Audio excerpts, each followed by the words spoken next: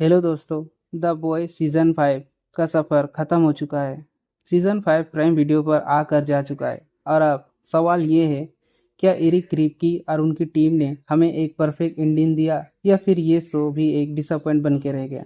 आज हम बात करेंगे द बॉयज़ के इस फाइनल सीज़न के बारे में।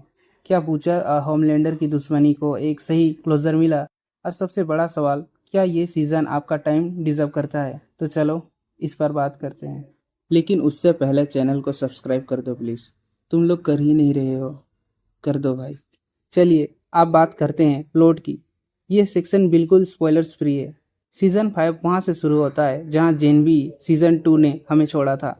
होमलैंडर अब सिर्फ एक सुपर हीरो नहीं रहा, वो यूएस पॉलिटिक्स और पूरे देश को अपने कंट्रोल में ले चुका है। सुप्रीमेसी चल रहा है हर तरफ, और फ्रीडम कैंप्स बन चुके हैं जहाँ नॉर्मल इंसानों को दबाया जा रहा है। इन्हीं फ्रीडम कैंप्स पर हीवी, फ्रेंची और एमएम को रखा गया है। वो स्केटर्ड है, हंटेड है और उनके पास कोई बैकअप नहीं है। और बिली बुचर, उसके पास वक्त कम है पर उसके सर पर अभी भी एक ही जुनून है, होमलैंडर का खात्मा।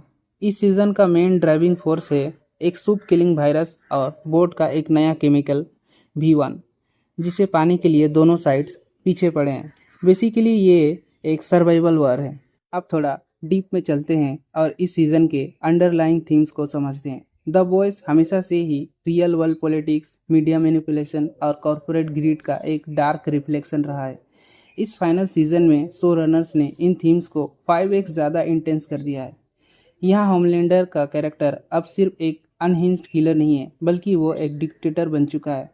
वो चाहता है सब उसे भगवान की तरह पूजे। शो दिखाता है कि कैसे एक्सट्रीम पावर किसी पूरे समाज को अंधा कर सकता है। दूसरी तरफ बिली बुचर का कैरेक्टर हमें ये सोचने पर मजबूर करता है कि क्या एक मॉन्स्टर से लड़ने के लिए आपको खुद मॉन्स्टर बनना पड़ता है। बुचर और होमलैंडर दोनों ही अलग अलग तरीकों से ईगोस और पावर के भूखे हैं। इस सीजन का मेन कोर यही है कि पावर चाहे किसी के भी पास हो, वो एंड में तबाही ही लाता है। परफॉर्मेंसेस की बात करें तो Antony Starr as Homelander is a absolute masterpiece. इस सीजन में होमलैंडर का जो साइकोलॉजिकल ब्रेकडाउन दिखाया है, उसका डर, उसकी इनसिक्योरिटी, उसका अनहिंज्ड मैडनेस, एंटोनी ने उसे स्क्रीन पर जी कर दिखाया है। उनकी आंखों में आपको एक ही वक्त पर डर और नफरत दोनों दिखेगा। कार्ल अर्बन ने बिली बचर के कैरेक्टर में जो स्टबर्नेस दिखाया है वो काबिले तारीफ है। जेक वर्ड एज हीवी, उन्होंने भी बढ़िया ही काम करा है और इस सीजन में उसको थोड़ा म्यूचर दिखाया है इमोशनल सीन्स में। और इस सीज़न में सभी एक्टर्स ने अपना ठीक ठाक ही काम करा है परफॉर्मेंसेस के मामले में।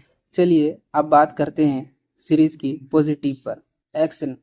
द बॉयज अपने ब्रूटल और शॉकिंग सीन्स के लिए जाना जाता है और सीज़न 5 ने उस पर बिल्कुल निराश नहीं किया। फिर इमोशनल कोर, हीवी और एनी का रिलेशनशिप थोड़ा इमोशनल तो है, थोड़ा बहुत। फिर होमलैंडर्स आर्क, उनका कैरेक्टर ग्राफ जिस तरीके से पीक पर पहुंचता है वो देखने लायक है। और इस पर नेगेटिव भी है, वो मैं बाद में बात करूंगा। तो चलो अब बात करते हैं नेगेटिव पर। Pacing issues.